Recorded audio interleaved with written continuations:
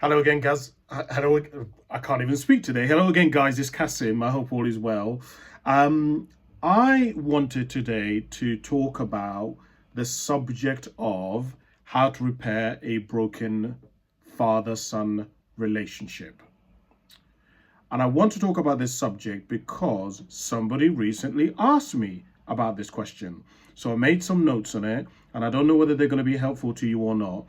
But in the comment section below, write down any of the things that you think I should have mentioned in this video if I don't mention it, or that you did in order to repair a broken father-son relationship. So the first thing that I wrote down here is that one or both of the parties, ideally both of the parties, have to admit that no, it's not just one or the other. Both parties, both the father and the son, have to admit that something went wrong. There might have been a miscommunication. They might have been a breaking of boundaries. They may have been a breaking of expectations. Something went wrong down the line. And then the second part of this is there has to be desire for reconciliation.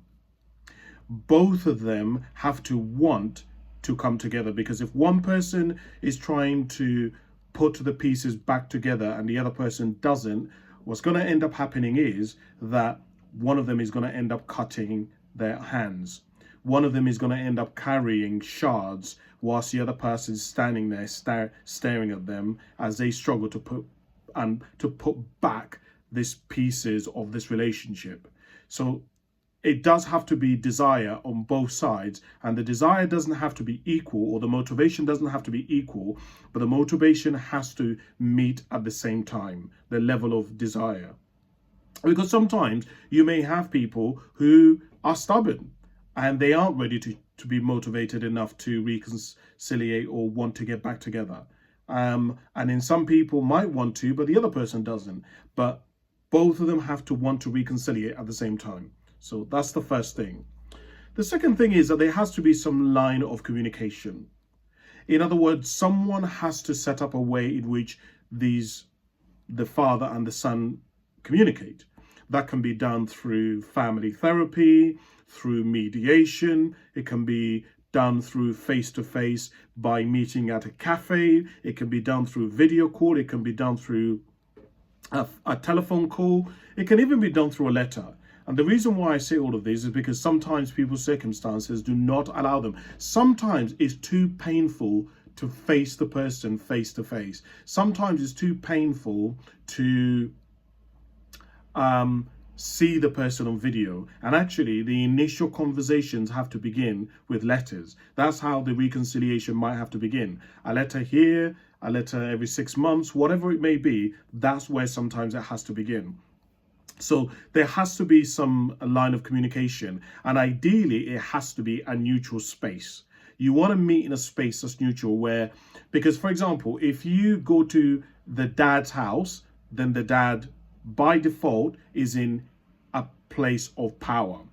If you go to the son's house, then the son by default is in a position of power. So you want to meet somewhere neutral, which is why I talk about mediation, family, therapy, meeting at a cafe. It needs to be somewhere that's neutral, where both of you are going and both of you do not feel like you have leverage over the other person.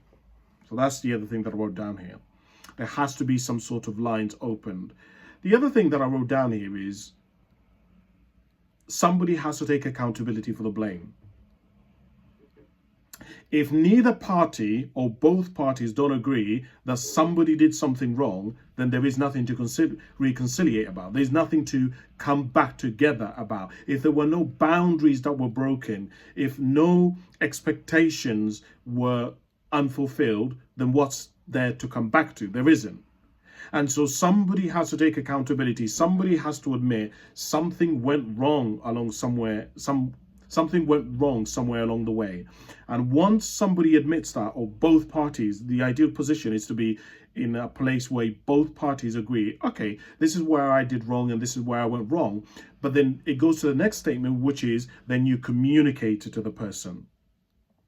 But not only are you communicating it in terms of what when you're communicating, you're communicating in terms of I statements, as in this is what I felt, as in because of how I felt, it reminded me of this and it led me to act in this certain way. In other words, what we don't want is getting to a position where we're blaming the other person, because then the other person is going to become defensive and is going to shut down. So we want to get to a place where we're talking about our feelings and our experience and what we went through, because then it doesn't put the other person in a place where they have to defend themselves or protect their ego or their image. What else did I write here? To stay calm. When there is a period where you're coming back together and reconciling, there is usually a build up to the actual day. And what ends up happening is that you will make up stories about how you think it's going to go, how you want to say certain things. And the reality is that's really how it goes. And so one of the things that I think is really important is to let go of expectations and just be with the person. Listen, be present. Actually listen to what they're saying to you and respond to that, not the image that you had in your head of what you believe the conversation is supposed to be going like. That's one of the other things. And stay calm. Breathe. It's going to be okay. Apologize. I wrote down apologize. Apologize, but forgive. People make mistakes. No one is perfect. No one no one is free of sin. Every single one of us makes mistakes. Every single one of us messes up at some point. Every single one of us does things that we shouldn't have done. It's life. People make mistakes. But the point is, if the person knows that they can do better and they try to do better, that's where we want to meet them. Because people do make mistakes and people genuinely don't sometimes realize the error in their judgment, how they've presented themselves, and they would like to make amends. And consequently, they should be offered an opportunity to make amends and to be redeemed. Now, consequently, there has to be some nuance in this, because it depends on what they've done. It depends on the severity of it. It depends on how long they did it. It depends on the circumstances around why they did it. But at the core, if you believe that human beings mess up and human beings are imperfect, then you will understand that there is usually, most of us are doing the best that we can, and there was usually circumstances and a theory that we had in our head as to why we did what we did. So that's the other thing. Apologize and forgive. People do underestimate how powerful the word I'm sorry is. Well, it's not one word, it's two words, isn't it? I'm sorry. People really underestimate how powerful that word, I'm sorry. I'm sorry that I behaved that way. I'm sorry that I made you feel like that. I'm sorry that that was the experience that you had. That was not my intention.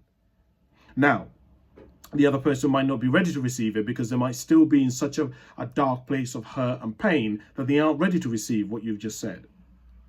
But which is why I said earlier on that both people have to be motivated at the same time. If the other person is ready to receive it, that I'm sorry, it can be very healing for a lot of father and son relationships.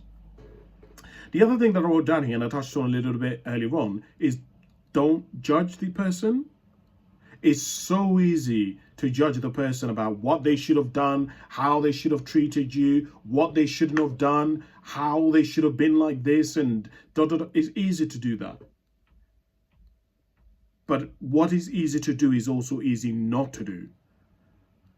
You know, people have all kinds of things that are going on in their lives that stop them from showing up the best that they can. And I think when we give people the benefit of the doubt and just actually listen to them and don't judge them, I think it really helps. But the other thing that I think is also useful is time. Give the other person time, but in that space, also you want to spend some time together, whether that is making regular phone calls, having regular video phone calls, meeting up for a coffee regularly. In other words, you want to try to be in a space where you're starting to rebond. You're integrating your lives back again. I found that to be really, really useful. So doing similar activities, right? Things that you enjoy, watching a film, cooking, sports. If there's something that you bonded on when you were younger, or that was something that music, writing, art, bond over that. Talk about that, share. But the other person needs to also listen without coming into judgment, and not doing that thing of comparison where people say, well, I've already done that. I've already achieved that. That's so old. That isn't in fashion anymore. No. We're listening to understand,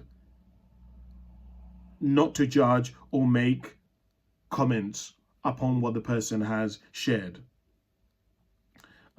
The other thing that I wrote down here is to set boundaries, because one of the reasons why, initially many father and son relationships break up is because there was a breaking down of boundaries. And so what we want to do is come back together, but have some sort of boundaries. Because if you don't have boundaries, what's going to end up happening is the same cyclical thing is going to, dynamics are going to occur again. And you want to protect yourself, and you want the other person to protect themselves as well. So setting boundaries and expectations and really being really clear on that. And you may need some support with this. You might have to go to a therapist. You might have to go to a mediator, family therapist in order to get this.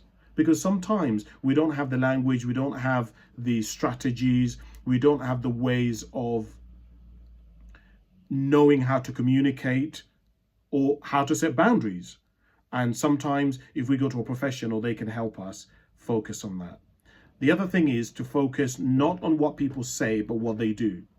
It's very easy for people to say, I'm sorry, I've messed up, blah, blah, blah, blah, blah, blah. But okay, let's see how you come through in the next couple of weeks.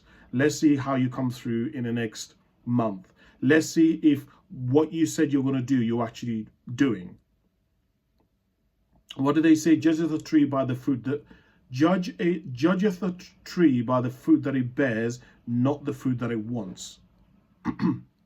And so that may mean that we have to be patient, because the tree might not be bearing the fruit ripe. The person might not be where we would like them to be or expect them to be. And so we need to give them time to mature. We need to give them time to get to that place, which requires patience, right?